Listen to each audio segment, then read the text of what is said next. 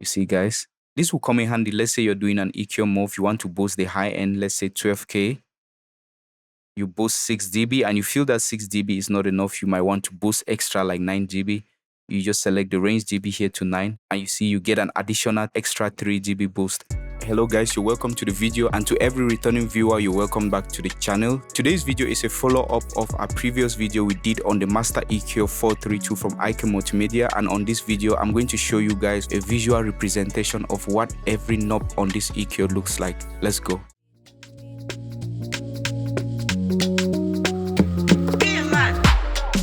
Yes guys, because I understand most people are visual learners, I realized just showing you guys what the different knobs on this EQ do is not enough. It suffices to go more detailed into showing you guys how these changes would look like visually. And on today's video, we're going to use an instrumental I just finished working on to demonstrate how this works. Also guys, if you're interested in the instrumentals you hear on this channel, if you would want to purchase, I'm going to leave a link in the description how you can contact me and we can talk. I don't do leases, just exclusive deals. I'm going to EQ the instrumental how I would on a mastering session, and then I'm going to show you guys how every move I've made would look like visually on an EQ curve analyzer. Let's get straight to the EQ right away.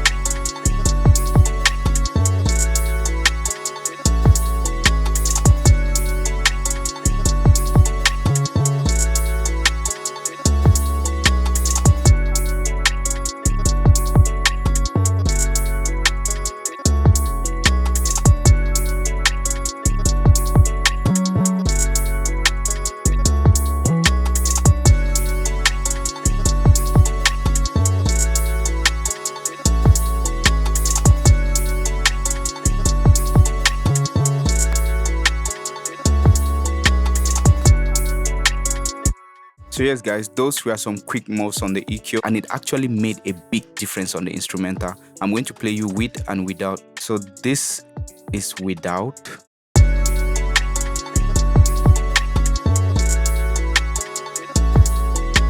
And this is with.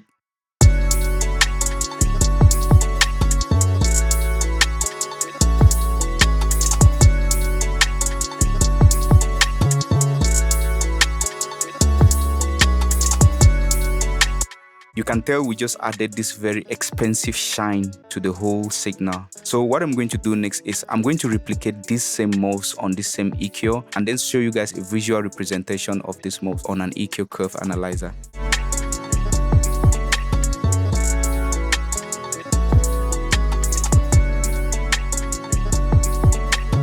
So this is exactly how it looks like, guys.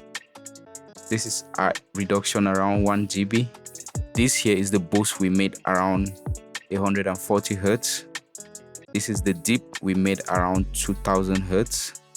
I will play it again. You listen to how it sounds while looking at this curve.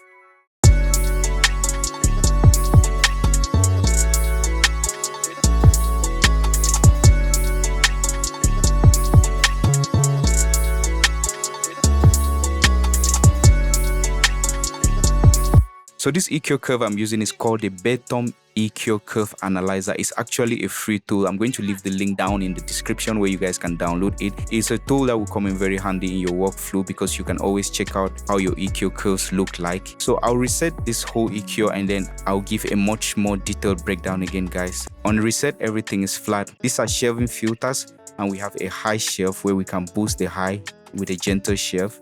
You see it happening here. This is a 4 dB boost on the high shelf, and this is a 4 dB reduction on the high shelf. And you can see the shelving gradually starts around 1K for both the boost and the cut. Let's reset that. The same thing for the lows. This is a 4 dB cut low shelf and a 4 dB boost low shelf. And also, like I mentioned on the other video, this 100 Hz and this 50 Hz works together with this low shelf. So when you select 100 Hz, it means the boost or the cut is happening somewhere around 100 Hz, but not exactly 100 Hz. So let's say we want to boost this low around 3 dB while selecting 100 Hz. You see, the boost starts somewhere. It's a gentle shelf boost that starts somewhere around 1K. But if we select 50 Hz, you see it starts somewhere around 400 Hz. That's very important to pay attention to also. And with this, you can always get different shapes and different tones. So with our 3 bands, the low, the mid, and the high, let's say we want to boost the low around 200 Hz. We select our frequency here, 200 Hz. We select the curve type. It could be a wide curve or a narrow curve. This is extreme narrow. Let's boost by 2 dB and see how it looks like. You see, guys, this is 2 dB. This is 4 dB.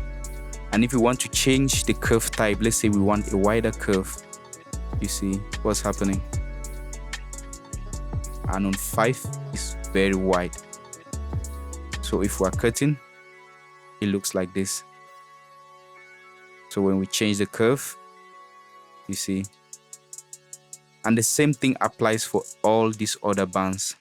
Another extra thing to add is this range dB. Let's say we're doing a boost around 2K with a medium curve.